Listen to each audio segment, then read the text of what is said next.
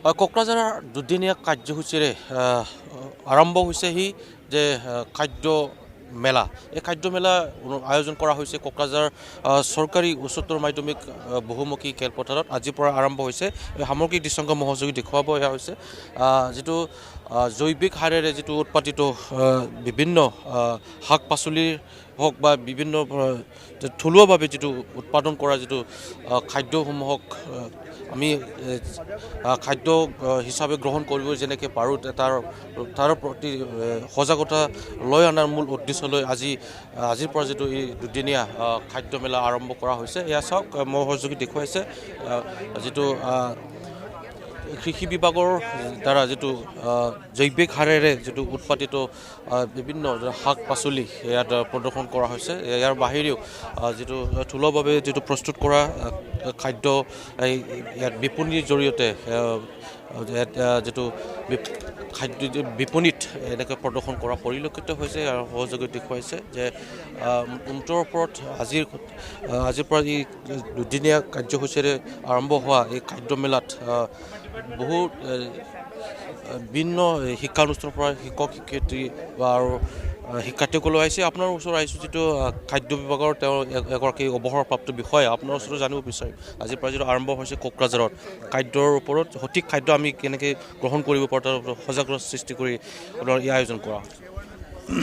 আমাৰ ভাৰতবৰ্ষত খাদ্য সুৰক্ষা মানক নিয়ন্ত্ৰণ সংস্থা, যাক আমি FSSAI হিচাপে জানো, এই FSSAIৰ মূল উদ্দেশ্যটো হৈছে মানুহক সঠিক খাদ্য নিৰ্বাচন কৰি, সুষম খাদ্য নিৰ্বাচন কৰি আৰু সুস্বাস্থ্যকৰ খাদ্যৰ জৰিয়তে মানৱ সমাজ যাতে উন্নীত হয় সেইটো সম্পৰ্কে প্ৰচাৰ আৰু প্ৰসাৰটো হৈছে আমাৰ মূল উদ্দেশ্য লক্ষ্য।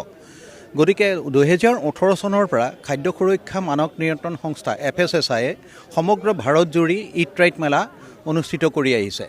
এই ইট ৰাইট মেলাৰ মূল উদ্দেশ্যটোৱে হ'ল আমাৰ জনসাধাৰণক তেওঁলোকৰ খাদ্যৰ সম্পৰ্কে সজাগ কৰা আৰু সঠিক খাদ্য নিৰ্বাচন কৰাত তেওঁলোকক সহায় কৰা।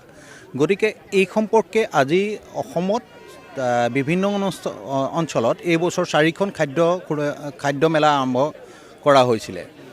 ইতিমধ্যে তিনিচুকীয়া, লখিমপুৰ, গুৱাহাটী আৰু আজি কোকৰাঝাৰত এই বছৰৰ খাদ্য মেলা আৰম্ভ হৈছে। গতিকে এই যিটো বৰ্তমান যিটো ৰাসায়নিক যিটো সাৰেৰে উৎপাদিত খাদ্য আমি গ্ৰহণ কৰিলে কিন্তু আমাৰ ক্ষতি কৰিব পাৰে, তাৰ পৰিৱৰ্তে জৈৱিক সাৰেৰে উৎপাদিত সামগ্ৰী আমি খাদ্য গ্ৰহণ কৰাৰ নিশ্চিতভাৱে আপোনাৰ আমাৰ জৈৱিক ভাৰতৰ ইতিমধ্যে আমাৰ চৰকাৰে জৈৱিক ভাৰতৰ এটা এজেণ্ডা লৈছেই। গতিকে পৰাপক্ষত আমি লোকেল যিবিলাক ফুড আছে, লোকেল ফুডছবিলাক প্ৰায়েই আমাৰ জৈৱিকভাৱেই গ্ৰহণ কৰা হয়।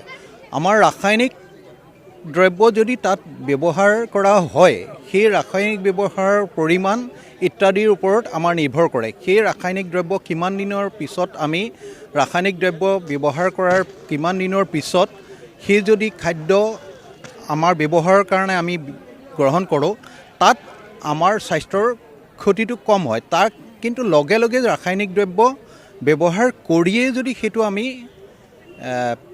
খাবৰ কাৰণে লৈ আহোঁ, তেতিয়াহে বেছি এফেক্ট হয়। গতিকে এই সম্পৰ্কত বিভিন্ন ধৰণৰ বিষয়ে আমাৰ কৃষি বিভাগ আছে আৰু অন্যান্য বিভাগ আছে। তেওঁলোকে কৃষকসকলৰ মাজত অধিক সজাগতাৰ সৃষ্টি কৰাৰ পিছতেই আমি সঠিক খাদ্য নিৰ্বাচন কৰাত আমাৰ সহজ হ'ব। নিশ্চয় নিশ্চয়। এয়া আছিল এগৰাকী অৱসৰপ্ৰাপ্ত খাদ্য বিভাগৰ এগৰাকী বিষয়া। তেওঁ ইতিমধ্যে জনাইছে যে মুঠৰ ওপৰত যে আজিৰ পৰা যিটো আৰম্ভ হোৱা যিটো খাদ্য মেলা কাইলৈ অন্ত পৰিব আৰু আজিৰ পৰা আৰম্ভ হোৱা এই খাদ্য মেলাত বিভিন্ন যিটো থলুৱাভাৱে প্ৰস্তুত কৰা বা উৎপাদন কৰা খাদ্য আৰু তাৰ সমান্তৰালকৈ জৈৱিক সাৰেৰে উৎপাদিত শাক পাচলি বিপণীৰ জৰিয়তে প্ৰদৰ্শন কৰা পৰিলক্ষিত হৈছে।